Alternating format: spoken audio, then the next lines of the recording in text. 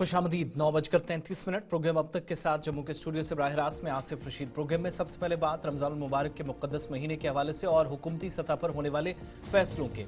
मुख्तलिफ रियासतों और मरकज़ के ज़ेर इंतज़ाम इलाकों में मुतअद्दिद बार आवाज़ें बुलंद होती रहीं कि मुलाजमीन को राहत मिलनी चाहिए, ख़ास तौर से माह मुक़द्दस में या फिर इसके अलावा उन अहम तरीन दिनों के अंदर जहाँ पर लोग इबादत में मसरूफ़ रहते हैं या शायद बाकी दिनों के मुकाबले ज़्यादा ज़रूरत होती है। लेकिन इन सब के बीच में अगरचे हुकूमती फैसले पर सवाल उठे, मगर तेलंगाना रियासत के अंदर सरकार के मुसलमान मुलाजमीन को राहत मिली।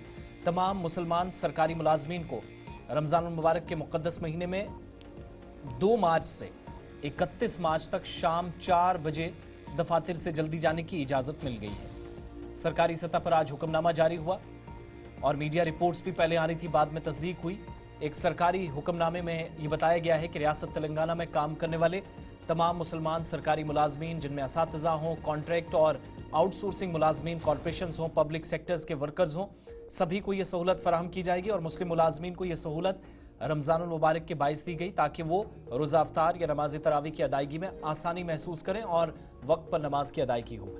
हुकूमत ने रमज़ान में दिन के वक्त रोज़े की हालत में काम करने की मुशक्क़त को भी मद्देनजर रखते हुए काम के औकात में नरमी दी है, यानी 1 घंटे कम ड्यूटी, लेकिन साथ साथ किसी भी तरीके से मुश्किलात महसूस ना हो। इस चीज़ को मद्देनजर रखते हुए बाज़ाब्ता तौर पर मुलाजमीन को दौरान काम मुशक्क़त के बजाय नरमी दी जाएगी।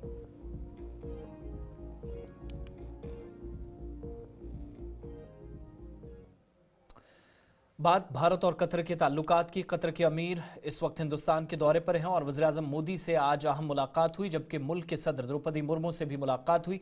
गुज़श्ता रोज़ वज़ीर-ए-आज़म ने दिल्ली के हवाई अड्डे पर उनका इस्तकबाल किया था। आज उन्होंने अमीर कतर शेख तमीम बिन हमाद अल सानी से हैदराबाद हाउस में बातचीत की। इस दौरान मरकजी वजीर हरदीप सिंह पुरी, पीयूष गोयल, निर्मला सीतारमन, इसके अलावा मनसुख मांडविया और पी.के. मिश्रा मौजूद थे। दोनों ममालिक ने तिजारत, टेक्नोलॉजी और सरमायाकारी के शोबों में मुतअद्दिद मुआहिदों पर दस्तखत किए हैं। भारत और कतर ने वज़ीर-ए-आज़म मोदी और कतर के अमीर शेख तमीम की मौजूदगी में 2 मुआहिदों पर दस्तखत किए। इसके तहत दोनों ममालिक के दरमियान स्ट्रेटेजिक पार्टनरशिप को बाकायदा शक्ल दी जाएगी। दोनों ममालिक ने टैक्सों के हवाले से दोहरे टैक्स से बचने और मालियाती चोरी की रोकथाम के लिए नजरसानी शुदा मुआहिदे पर भी दस्तखत किए हैं ताकि टैक्स चोरी से बचा जा सके। ये दोनों ममालिक के दरमियान आज़ाद तिजारती मुआहिदे या FTA के क़याम की जानिब एक अहम संग मील माना जा रहा है, अहम पेशरफ्त है। आज सुबह वज़ीर-ए-आज़म ने हैदराबाद हाउस में अमीर के साथ बातचीत की। वज़ारत ख़ारजा के मुताबिक खुसूसी 2 तरफ़ा शराकतदारी के लिए एक नया संग मील आने वाला है। शेख तमीम बिन हमद अल सानी को आज राष्ट्रपति भवन में सदर द्रौपदी मुर्मू ने भी रस्मी गार्ड ऑफ ऑनर पेश किया। इशाइया भी हुआ, लेकिन दूसरी तरफ 2 तरफ़ा मुलाकातों के साथ साथ मुख्तलिफ शोबों में स्ट्रेटेजिक एतबार से काफ़ी अहमियत के हामिल है। दस्तखत किए गए तिजारत, टेक्नोलॉजी, सरमायाकारी के शोबों में मुतअद्दिद मुआहिदे हुए हैं और वज़ीर-ए-आज़म ने इस दौरे के लिए शेख का शुक्रिया भी अदा किया है। उनके साथ एक आला सतही डेलीगेशन भी वज़ीर-ए-आज़म मोदी की दावत पर हिंदुस्तान आया था। इससे कबल मार्च 2015 में वो हिंदुस्तान आए थे और ये उनका दूसरा दौरा था। दिल्ली के अंदर होने वाली इस मुलाकात में कई आम शख्सियात जो भारत की तरफ से थी, वजारतें थी, जबकि इस दौरे की अहमियत का अंदाज़ा इस बात से भी लगाया जा सकता है कि हाई लेवल डेलीगेशंस और मिनिस्ट्रीज आज मौजूद रहीं।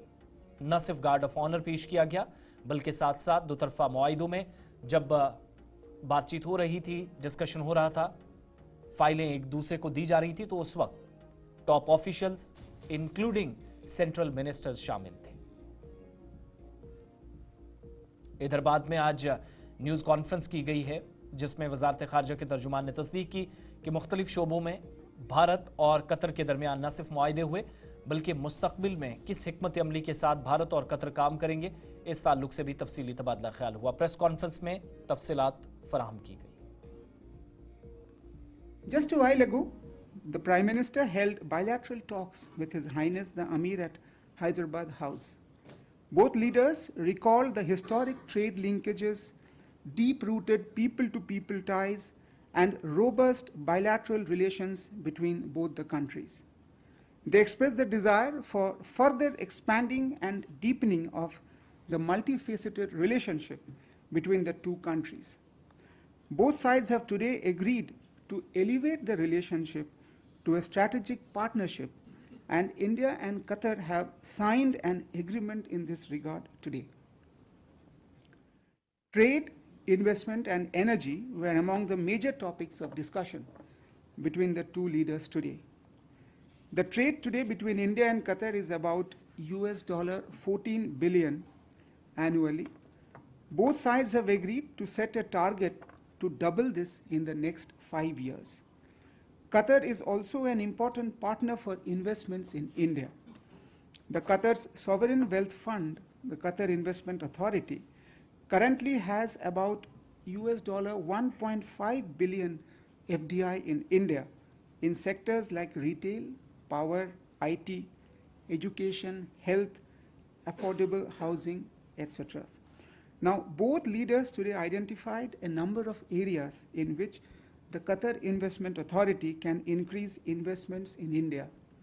This includes infrastructure, ports, shipbuilding, energy, including renewable energy, smart cities, food parks, startups, and new technologies such as artificial intelligence, robotics, and machine learning. Prime Minister appreciated His Highness the Qatar Amir for bringing a large delegation of top Qatari businessmen for this visit. A joint business forum was held today under the co-chairmanship of the Ministers of Commerce and Industry of India and Qatar, in which top industrialists, companies, and institutions of both countries held very productive interactions. Earlier, the Joint Business Council between India and Qatar, comprising of top businesses from both the countries, met virtually. We already have institutional mechanisms in place in this regard, and His Highness Amir's visit should lead to further growth in mutual investments. India and Qatar share a very vibrant partnership in the area of energy. Qatar is a major source of LNG for India. Both leaders today noted that in February 2024, Qatar Energy and Petronet LNG Limited had signed an agreement for supply of 7.5 million metric tons per annum of LNG from Qatar to India for 20 years starting 2028. Both leaders also discussed ways to further strengthen and broaden the energy partnership, including exploring mutual investments.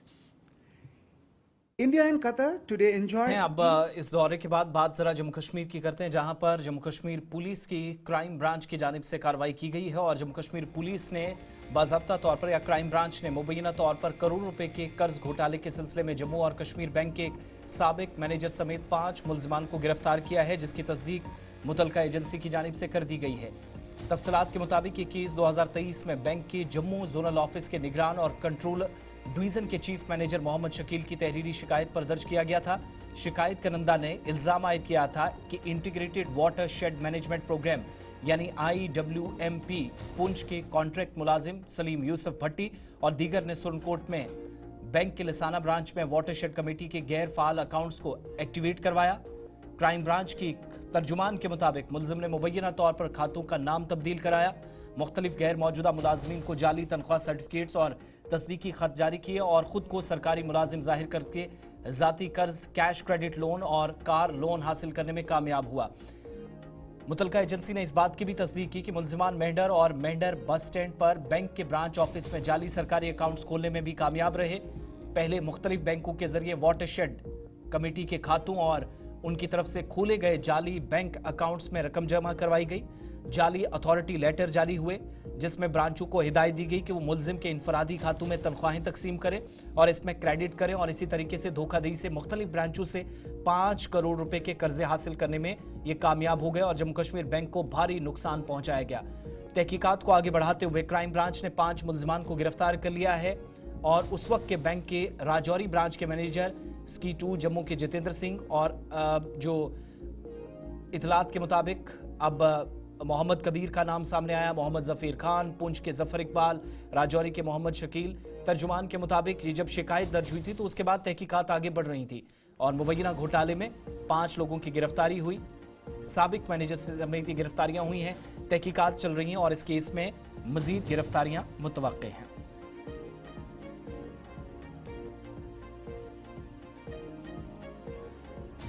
इधर वादी कश्मीर में वस्ती इलाकों में बिलखुसूस शहर श्रीनगर और गांदरबल के आसपास लगने वाले कई इलाकों में आइंदा कुछ दिनों में पानी सप्लाई बंद रहने वाली है या मुतासिर होगी और इस सिलसिले में एक पब्लिक नोटिस जारी कर दिया गया है। Executive engineer water works division Srinagar ने आज सिंध पावर कैनाल यानी HEP ओल्ड गांदरबल को 30 घंटे के लिए बंद करने और फूडबे को डिस्टिल करने के हवाले से एक फौरी पब्लिक नोटिस जारी कर दिया है ताकि 22 और 23 तारीख को लोगों को जो मुश्किलात होने वाली हैं उस ताल्लुक से पहले ही आगाह कर दिया जाए ताकि किसी भी तरीके से शटडाउन होने से पहले किसी भी तरीके से मुश्किलात पेश ना आए और गैर यकीनी सूरत हाल पैदा ना हो। इससे पहले अनंतनाग के अंदर इसी तरह का एक सिलसिला देखा गया।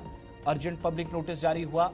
शटडाउन 22 और 23 फरवरी तक department of civil investigation and design wing JKPD की ज़रूरी मरम्मती काम के हिस्से के तौर पर होने वाला है और इस जिन इलाकों का जिक्र हुआ है निशात और आसपास के हिस्सों में यानी श्रीनगर और मुलक्का इलाकों में, मैं उन इलाकों का नाम भी पढ़कर सुना दूं जिनमें इंतजामिया ने अर्जेंट पब्लिक नोटिस जारी करते हुए कहा कि सूरत हाल बेहतर है लेकिन मुरम्मती काम है और इस सिलसिले में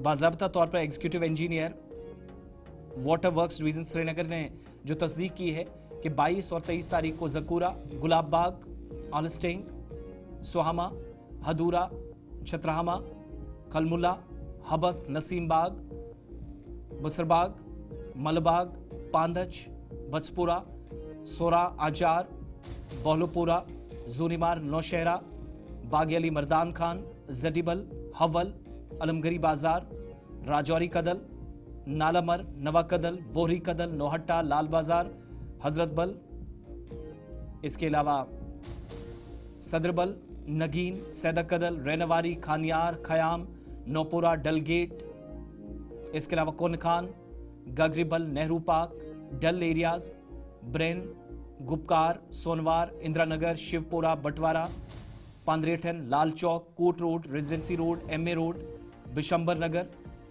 इसके अलावा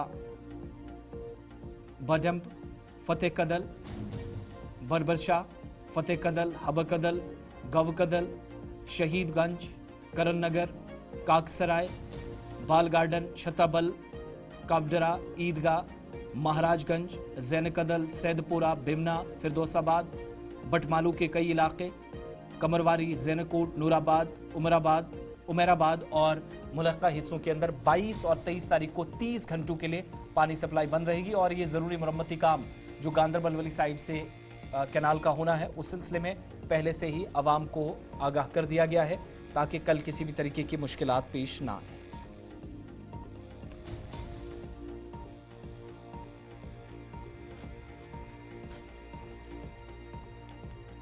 शुमाली कश्मीर के अंदर अदालती फैसले के बाद लोगों की जानिब से इस फैसले पर मुसर्रत और इत्मीनान का इजहार किया गया है। दरअसल वादी कश्मीर में शुमाली इलाके में गुज़श्ता कई बरसों से चलने वाला एक केस खुद साख्ता मजहबी स्कॉलर या पीर एजाज अहमद के खिलाफ बिलाखिर सही साबित हुआ और कसूरवार ठहराने के एक दिन बाद चीफ जुडिशल मजिस्ट्रेट सोपुर ने आज इसे 2 मुतासरीन के साथ जिनसी ज्यादती के इल्जाम में 14 साल की कैद बामुशक्कत की सजा सुनाई। साल 2016 में पुलिस स्टेशन बोमोई सोपुर में साबिका रणबीर पैनल कोर्ट या जिसको आप RPC कहते थे इसकी दफा 377 के तहत FIR दर्ज की थी। उसके अंदराज के बाद यह फैसला 9 साल के तवील मुकदमे के बाद सामने आया यानी ट्रायल 9 साल चला। मुतासरा के वालिद ने अपनी शिकायत में इल्जाम लगाया था कि उनके बेटे को मुल्जिमान ने गैर फितरी जिनसी ज्यादती का निशाना बनाया है।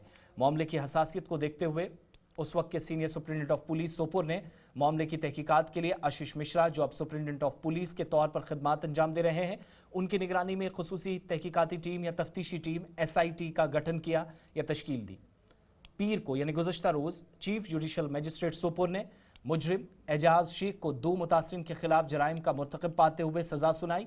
आज मजीद बहस के लिए मामला अदालत पहुंचा और आज हतमी फैसला कर दिया गया और मुजरिम को हर जुर्म के लिए 7 साल की सख्त कैद की सजा न सिर्फ सुनाई गई बल्कि दोनों सजाएं लगातार और एक साथ चलेंगी। मजमूई तौर पर यह 7 और 7 साल मिलाकर 14 साल की सजा बनती है। इसके अलावा हर जुर्म के लिए एजाज शेख पर 50,000 रुपये का जुर्माना आयद किया गया है और अदम अदायगी की सूरत में हर डिफॉल्ट के लिए इजाफी 6 माह की सादा कैद का भी बाज़ाब्ता तौर पर सजा सुना दी गई है। एडवोकेट आयशा जहगीर जिन्होंने केस में पब्लिक प्रोसिक्यूटर की मुआवनत के तौर पर खिदमात अंजाम दी या मुआवनत की। उन्होंने तफसीलात फराहम की। उनके मुताबिक अदालत ने यह भी हिदायत की कि जुर्माने की रकम में से हर मुतासरा के लिए 5,000 रुपये जुर्माने के तौर पर जमा कराए जाएंगे, जबकि मुतासरीन को 45,000 रुपये मुआवजे के तौर पर अदा करने होंगे। ताहम अदालत ने वाज़ेह किया कि यह मुआवजा मुतासरीन को सजा याफ्ता फर्द को दी गई मजीद सिविल या दीगर इलाज की पैरवी करने में नहीं रोकता है। The Learn CJM Sopor, yesterday he convicted the accused, who is today now a convict, and it was reserved for arguments on content, and we argued the case, both the Learn prosecuting officer and I in my capacity as the counsel for victim, and the defense also proceeded with their arguments, and the Learn CJM Sopor sentenced the accused to 7 years of rigorous imprisonment, each for 2 victims. In this case, which is and the sentences will run consecutively, which is that he will be in for 14 years of rigorous imprisonment plus 50,000 rupees fine for each of the victims. 45,000 has been directed to be deposited as compensation, and the Learn CJM has also said that the victims are at liberty to approach appropriate forums for their compensation in their capacities. Yes. आया है, ये एक पीर faith healer जो fake था बड़ा, उसके खिलाफ आया है, जो कि सेक्शन 377 आरपीसी में उसके खिलाफ एक केस चल रहा था पिछले 9 साल से, जो कि गैर फितरी काम कर रहा था माइनर बच्चों के साथ। आज 9 साल के बाद उसको सज़ा दी गई है, 7 साल एक विक्टिम के लिए और 7 साल दूसरे विक्टिम के लिए, जो कि कंसेक्यूटिवली चलेगा। टोटल हम बोलते हैं 14 साल की सज़ा हुई है, जिसमें 1 लाख का कंपनसेशन उसे देना पड़ेगा। तो टोटल कितने विक्टिम्स थे इसमें? इसमें 5 विक्टिम्स टोटल थे, लेकिन जज साहब ने 2 विक्टिम्स को ज्वाइन करके एक जॉइंट ट्रायल बनाया, जिसकी बुनियाद पे इसको आज ये सज़ा मिल रही है। ये केस शायद जीता नहीं जा सकता है अगर इसमें विक्टिम्स आगे नहीं है। इसमें जो भी 5 विक्टिम हैं उन्होंने बहुत। इधर जम्मू कश्मीर के ताल्लुक से दारुल-हुकूमत दिल्ली में एक अहम तरीन इजलास मुनक्किद हुआ। मरकजी वजारत दाखिला के अंदर होने वाले इजलास की सदारत अमित शाह, मुल्क के वज़ीर दाखिला ने की। इस इजलास में जम्मू कश्मीर पुलिस और दीगर एजेंसियों पर जोर दिया गया कि वो न सिर्फ नए फौजदारी कवानीन के मुताबिक अवाम को बेदार करने की कोशिश करें, बल्कि शहरी तहफ़्फ़ुज़ को भी यकीनी बनाएं।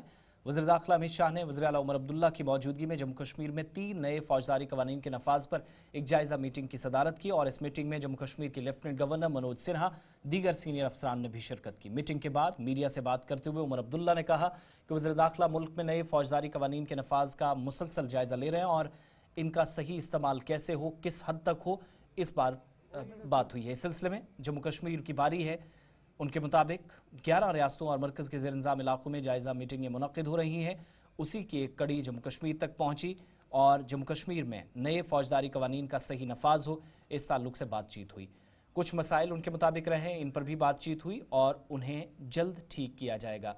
इधर जम्मू कश्मीर पुलिस और दीगर एजेंसियों को कहा गया है कि उनकी अव्वलीन तरजीह और जिम्मेदारी होनी चाहिए कि जब भी नए कवानीन के मुताबिक काम हो, इंसाफ की फराहमी को न सिर्फ यकीनी बनाया जाए, बल्कि सिक्योरिटी की सूरत हाल को मद्देनजर रखते हुए मुल्क और रियासत या समाज दुश्मन अनासर के खिलाफ सख्त कार्रवाई हो, मगर शहरियों के तहफ़्फ़ुज़ को यकीनी बनाया जाए और अदम इस्तेकाम या अदम इत्मीनान के एहसास को फौरी तौर मुतलकिन ख़त्म करें।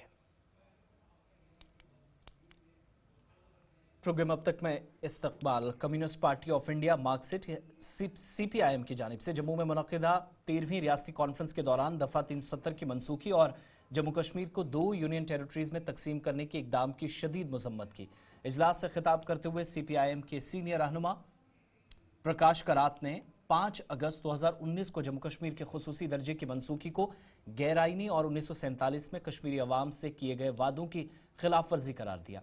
उन्होंने मजीद कहा कि इकदाम भारत के वफाकी ढांचे पर बराह रास्त हमला था और CPIM ने इसके खिलाफ मुल्क की एहतजाज किया। उनके मुताबिक मरकजी हुकूमत का एक तरफा फैसला है, एक मौजूदा रियासत को तहलील करके इसे 2 मरकज के ज़ेर-इंतज़ाम इलाकों में तब्दील करना जमहूरियत और वफाकियत के उसूलों की खिलाफ वर्जी है। प्रकाश करात के मुताबिक तमाम सेक्युलर और जमहूरी कुव्वतों पर फौरी तौर पर यह जिम्मेदारी आयद होती है कि वो जम्मू कश्मीर की रियासती हैसियत की बहाली के मुतालबे के लिए मुत्तहिद हों। जम्मू कश्मीर में पार्टी के सीनियर रहनुमा और कुलगाम से रुकने असेंबली मोहम्मद यूसुफ तारिगामी भी प्रकाश करात के साथ इस प्रोग्राम का खास तौर से हिस्सा बने, जिन्होंने तकरीब से खिताब भी किया। दिल्ली में केंद्र में जो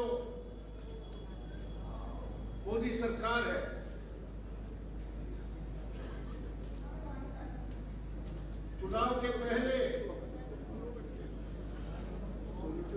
कहा था कि हम स्टेटहुड देंगे, प्रधानमंत्री ने कहा था, लेकिन स्टेटहुड कब देंगे? चुनाव के बाद भी जब ये सवाल पूछा गया, उन्होंने कहा सही टाइम पर देंगे। तो ये सही टाइम कब है? चुनाव हो चुका है, यहां एक सरकार बनी है, सुप्रीम कोर्ट पे उन्होंने आश्वासन दिया था कि इस बात पर हम 31 मार्च को लागू होने वाला है। तो इस सब के खिलाफ संघर्ष करने की जरूरत है और हमारी पार्टी मजदूर, किसान, एटीएम मजदूर, बाकी जितने भी मेहनतकश जनता है, उनको ये मोदी सरकार की जो जन विरोधी नीतियां हैं, जनवाद पर हमला है, सेक्युलरिज्म पर हमला है, संघवाद पर हमला है, इस सब के खिलाफ लामबंद करेंगे। और जैसे ये 4 लेबर कोड के खिलाफ हमारे देश के तमाम केंद्र जो ट्रेड यूनियंस हैं, उन्होंने फैसला किया है। जम्मू कश्मीर पुलिस ने सांबा जिले के चिल्ला डंगा जंगलाती इलाके में असलहा और धमाका खेज मवाद बरामद किया है। पुलिस बयान के मुताबिक डीएसपी हेडक्वार्टर सांबा की सरबराही में एक टीम जिसमें एसएचओ सांबा और इंचार्ज बॉर्डर पुलिस पोस्ट चिल्ला डंगा शामिल थे और मज़कूरा इलाके में गश्त के दौरान मोतबर जराए से इतलात मौसूल हुई थी कि चिल्ला डंगा के कवाला जंगलाती इलाके में मिल्टन 2 का ठिकाना मौजूद है। इतला मिलने पर पुलिस टीम ने इलाके में मुकम्मल तलाशी मुहिम चलाई और एक दरख्त और चट्टान में बनाई गई खुफिया ठिकानों या जगह से असलहा और धमाका खेज मवाद बरामद हुआ। बरामद किए गए सामान में 29 जिंदा कारतूस, AK राइफल, 1 मैगजीन और धमाका खेज मवाद शामिल है। पुलिस के मुताबिक बरामदगी से जाहिर होता है कि कुछ नामालूम मुल्क दुश्मन अनासिर ने मुल्क मुखालिफ कार्रवाइयां अंजाम देने और जानो माल के नुकसान पहुंचाने के मकसद से गैर कानूनी तौर पर यह मवाद जमा किया था। ताहम इस बरामदगी के जरिए उनके मंसूबों को नाकाम कर दिया गया। रिपोर्ट के साथ ऋषि खजूरिया। सांबा से इस वक्त की एक बड़ी खबर सामने आ रही है। आपको बताते चले कि सांबा सेक्टर के चीला डंगा फॉरेस्ट एरिया से सांबा पुलिस ने आर्म्स, एम्युनिशन और एक्सप्लोजिव मटेरियल की एक बड़ी रिकवरी की है। ये बड़ी जानकारी इस समय की सामने आ रही है। आपको बताते चले कि सांबा पुलिस टीम की बात करें तो सांबा पुलिस टीम यहां पर पेट्रोलिंग कर रही थी चीला डंगा इलाके में, जिसमें DYSP headquarter Samba, SHO police station Samba और इंचार्ज पुलिस पोस्ट चीला डंगा की बात करें तो वो यहां अपनी टीम के साथ इस चीला डंगा फॉरेस्ट एरिया में यहां पेट्रोलिंग कर रहे थे और पेट्रोलिंग के दौरान पुलिस को रिलायबल सोर्सेज के हवाले से जानकारी मिलती है रिगार्डिंग टेररिस्ट हाइडआउट को लेकर, जिसके बाद पुलिस पूरी तरह से हरकत में आती है और पूरे इलाके में कॉर्डन एंड सर्च ऑपरेशन जो है ये पुलिस की तरफ से चलाया जाता है, जिसमें मैं आपको बता दूं कि यहां पर भारी पुलिस बल की तैनाती की जाती है और उसी सर्च ऑपरेशन के दौरान पुलिस यहां से बड़ी तादाद में आर्म्स, एम्युनिशन और एक्सप्लोजिव मटेरियल की रिकवरी करती है, जिसमें आपको बता दें कि 29 लाइव राउंड्स पुलिस रिकवर करती है। इसी के साथ साथ एक मैगजीन, AK राइफल की रिकवर करती है और एक्सप्लोजिव पाउडर भी रिकवर करती है और उसे अपनी कस्टडी में लेती है। लेकिन जिस तरह से ये मटेरियल यहां से रिकवर किया है तो ये अंदाजा लगाया जा सकता है, ये जो जानकारी पुलिस की तरफ से भी दी जा रही है कि कुछ अननोन एंटी नेशनल एलिमेंट्स हैं जिन्होंने ये एक्सप्लोजिव मटेरियल, आर्म्स, एम्युनिशन यहां पर डंप किया था और उन्होंने इलीगल तरीके से जो है वो किसी से एक्वायर किया था, जो कि ये आतंकी गतिविधियों के लिए इस्तेमाल में लाया जाना था। ये एक्सप्लोजिव मटेरियल, ये आर्म्स और एम्युनिशन और कहीं ना कहीं उनके कोई मददगार हो सकते हैं जो यहां इस इलाके तक पहुंचे होंगे या हो सकता है यहां से कोई क्रॉसिंग हुई होगी, जो सोर्सेज के मुताबिक हमें जानकारी मिल रही है। और उसके बाद अब पुलिस पूरी तरह से हरकत में आ चुकी है, तमाम एजेंसियां जो वो पूरी तरह से हरकत में आ चुकी हैं और अब पुलिस ने अलग अलग सेक्शंस के तहत मामले दर्ज कर लिए, जिसमें आपको बता दें कि इंडियन आर्म्स एक्ट के तहत पुलिस ने कार्रवाई की है, एक्सप्लोजिव सब्सटेंस एक्ट के तहत कार्रवाई की है और कुछ और भी धाराएं जो है वो लगाई गई हैं और पुलिस पूरे इस मामले को काफी गहनता से जो वो देख रही है और इसमें बड़े पैमाने पर पुलिस ने जांच शुरू कर दी है। पुलिस के साथ साथ तमाम जो सुरक्षा और जांच एजेंसियां हैं वो इस समय इन्वेस्टिगेशन में जुट चुकी हैं। और आपको बता दें कि चीलाडंगा इलाका की बात करें तो ये इलाका है जो कि पुराना इन्फिल्ट्रेशन रूट भी रह चुका है। तो क्या हम ये अंदाजा लगाएं कि एक बार फिर से इस इन्फिल्ट्रेशन रूट को एक्टिव करने की जो कोशिश है वो आतंकी की तरफ से की जा रही है, ये एक बहुत बड़ा चिंता का विषय बन सकता है। लेकिन आपको बता दें कि जिस तरह से इस टेररिस्ट हाइड आउट का पुलिस ने भांडाफोड़ कर दिया है, तो मैं ये कह सकता हूं कि जो आतंकी साजिश यहां पर रची जा रही थी उस साजिश का पर्दाफाश कर दिया है, उस साजिश का भांडाफोड़ कर दिया है पुलिस ने। और अब आगे क्या कुछ और चीजें सामने आती है इसको लेकर इंतजार करना होगा। बड़ी जानकारी आज की सामने आ रही है कि सांबा सेक्टर का चीलाडंगा फॉरेस्ट एरिया जो कि पुराना इन्फिल्ट्रेशन रूट है, यहीं से आर्म्स एम्युनिशन और एक्सप्लोजिव इधर जम्मू कश्मीर में लखनपुर के अंदर पुलिस ने नाका चेकिंग के दौरान निजी गाड़ी से 2.5 से 3 करोड़ रुपए नकदी बरामद करके श्रीनगर से ताल्लुक रखने वाले 2 नौजवानों को हिरासत में लिया है।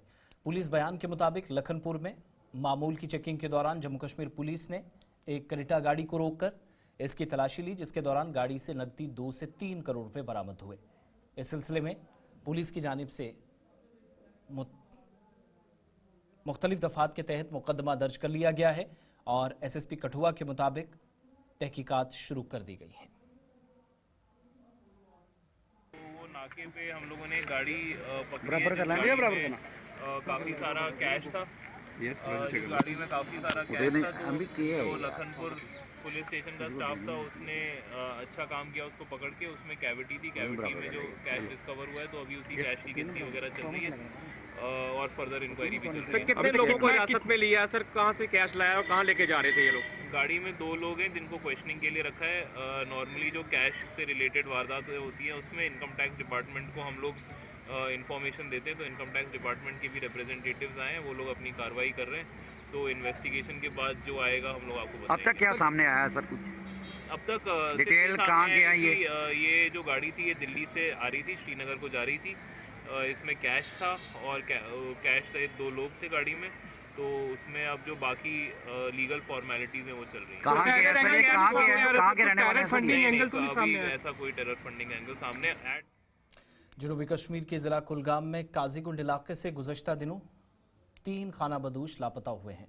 अहले खाना के मुताबिक ये 3 अफराद 13 फरवरी की शाम को अपने घरों से शादी की तकरीब के लिए चांदिया पाचन से अशमुची भान के इलाके में गए थे और इसके बाद वापस घर नहीं लौटे। इन अफराद की शनाख्त रियाज अहमद, शौकत अहमद, मुख्तार अहमद के बतौर की गई है। इलाके में इस वक्त मातम पसरा है और आज इस सिलसिले में लोगों ने एहतजाज भी किया। हुकूमत बिलखुसूस पुलिस हुकाम से अपील की गई कि लापता अफराद की फौरी बाजियाबी के लिए कार्रवाई तेज की जाए। मैं जाकिर हुसैन बजाड़ बोल रहा हूँ DH पुरा से। तो वो लड़के वहाँ से निकले थे, एक तो निकला था यहाँ से पड़तापुरा निकला से, तो वो आया वहाँ से दामजन से दूसरे 2 लड़के निकले, तो वो शादी में जा रहे थे। अच्छा, इकट्ठे जा रहे थे शादी में। और वो शाम को वहाँ से 5 बजे से निकले, तो मीर बाजार से वो आगे निकले, उनकी लोकेशन चेक हुई तो आगे आया तो वहाँ पे एक ब्रिज क्रॉस किया तो उनकी वहाँ से लोकेशन नहीं, मतलब आगे नहीं आई है। उसके बाद उनका पता नहीं, उनका पता वहाँ से आगे नहीं कोई चल रहा है ना। शादी वाले बोल रहे हैं यहाँ नहीं पहुंचे, तो बीच में वो गायब हो गए सर। तो कितने साल के हैं वो तीनों? एक तो 25 साल का है, मुख्तियार अहमद 25 साल का है और रियाज अहमद 25 साल का है, शौकत 18 साल का है। उनकी शादी हुई है, मुख्तियार की शादी हुई है, उसके 3 बच्चे है। जो रियाज अहमद है उसकी शादी हुई है, इसकी 6 महीने की बच्ची है। आपने रिश्तेदारों के यहाँ ढूंढ लिया उनको? हाँ, रिश्तेदारों को, वो सब रिश्तेदारों को हमने कॉल भी की, उन्होंने सब ने बोला सब परेशान है सर। मेरा सुनियारी नाम है। जो सुनियारी नाम हमारा है। गायब हो गए, उनकी क्या लगती हो आप? उनकी नानी है। नानी है। क्या कहना चाहती हो आप? मैं कहना यह चाहती है मेरे भाइयों, मेरे यह पहले तुझे आगे, मेरा बच्चा 6 दिन हो गया गुम हो गया। मैं मर चुका, कुल बिलादरी मर चुका, उसकी माई मर चुकी है। रब का वास्ता जिसने पैदा किया एहसान करो। कुल बिलादरी हमारे साथ में हाँ जी करती है, अता पता कोई नहीं लगता। मन अपना खुदा ना और खुदा का रसूल ना, मेरा बच्चा ना, जिस किसी ने नजर लंगे देखा सुनिया मुड़ के वापस। जो ये तुम्हारा बच्चा है, किसी पुलिस स्टेशन में कभी कोई एफआईआर लगी है उनके हमको कोई पाई 5 बजे घर में चल गया था, 5 बजे शादी में, वो ना शादी में पहुंचा ना मुड़ घर में वापस आया। हमारा मौका हमारा कोई सरहद जिला पुंछ में रुकन असम्बली एजाज अहमद जान की जानिब से मुख्तलिफ इलाकों के अंदर दौरों का सिलसिला जारी है और अलग अलग मकामात पर अवामी इज्तिमात से खिताब और मुलाकातें या मसाइल सुनना उनकी तरजीहात में शामिल है। इसी कड़ी में आज उन्होंने तरक्याती मंजरनामे का भी तफसीली जायजा लिया और अवाम तक खिदमात की रसाई आसान हो, इस ताल्लुक से बातचीत की। आज मुख्तलिफ इलाकों के अंदर उन्होंने दौरे किए। गुज़श्ता दिनों से जारी इस मुहिम में या अवामी राब्ताकारी मुहिम को आगे बढ़ाते हुए और अवाम के तहफ़्फ़ुज़ात को दूर करने की काहम कोशिश में रुकन असम्बली आज धड़ाडन्ना, बाइला, जाबा, त्रिचल, साथरा और मुलक्का इलाकों में पहुंचे और वसी व तफसीली दौरे के दौरान अवाम से मुलाक़े हुए। अपने दौरे के दौरान उनने मकामी आबादी के साथ सरगर्मी बातचीत की और शिकायत सुनी और बरवक्त हल के लिए यकीन दहानी कराई गई। अवामी इज्तिमात से खिताब करते हुए रुकन असम्बली एजाज जान ने बुनियादी ढांचे, अवामी खिदमात और दीगर मामलात पर गुफ्तो शनीद और हुकूमती सतह पर इन मामलात को उठाने या काम करने उनकी तरजीहात में शामिल हैं, इस अज़्म का इयादा किया। बुनियादी मामलात में बिजली, पानी की फराहमी, सेहत और दीगर मामलात शामिल हैं जो बिलखुसूस अवामी दरबार या राब्ताकारी मुहिम के दौरान भी उनके नोटिस में लाए गए।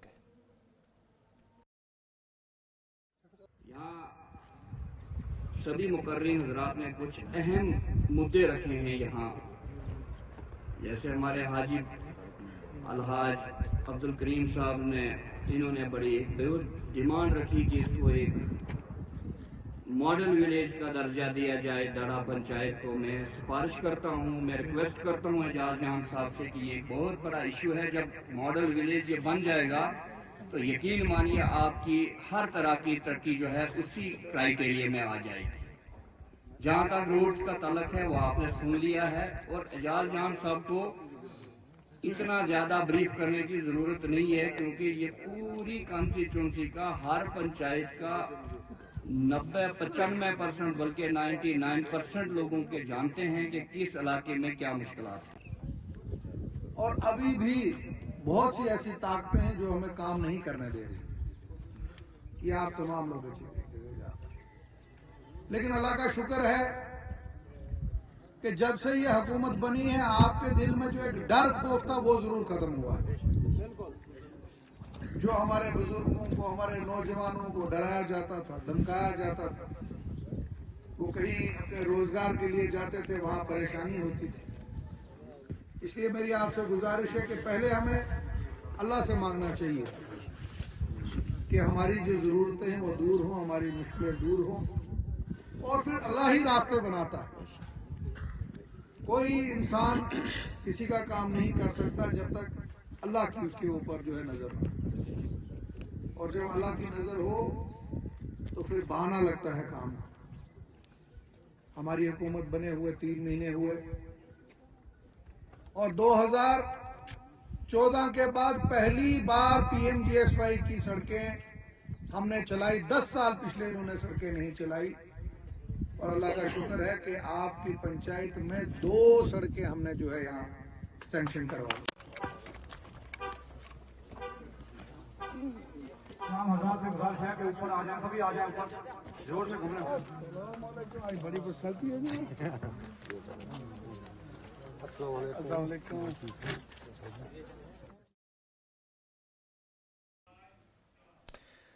चलिए प्रोग्राम के आखिर में ज़रा एक ख़ास गुफ्तगू की तरफ आपको लिए चलते हैं। आम तौर पर ख़वातीन जो हामिला ख़वातीन हैं और घरों के अंदर अगर वो अस्पताल नहीं पहुंच पाती, वक्त पर डॉक्टर नहीं मिल पाता, तो ख़ुद से अद्वियात लेना शुरू कर देती हैं। पैरास्टामोल का सबसे ज़्यादा इस्तेमाल होता है, दीगर ऐसी अद्वियात जो आमतौर पर घरों के अंदर इस्तेमाल होती हैं, लेकिन ख़वातीन में सेल्फ मेडिकेशन का एक तरीका या सिलसिला सबसे ज़्यादा देखा गया है। हामिला ख़वातीन जो इसके मुज़र असरात से भी गुजर सकती हैं। इस हवाले से गुलिस्तान न्यूज़ नुमाइंदा सईद इरफान फाजिल से डॉक्टर बिल्किस जो मारूफ मुआलिज हैं उनसे बात की और साबिका प्रोफेसर GMC हैं। खुसूसी बातचीत में ख़वातीन के हवाले से अहम तरीन सवालात पूछे कि घरों के अंदर जो ख़वातीन खुद अद्वियात लेने की कोशिश करती हैं उसके मनफी या मुस्बत क्या असरात हैं, क्या नतीजे हैं। इस ताल्लुक से खास गुफ्तगू प्रोग्राम के आखिर में देखिए। मुझे इजाजत दीजिए।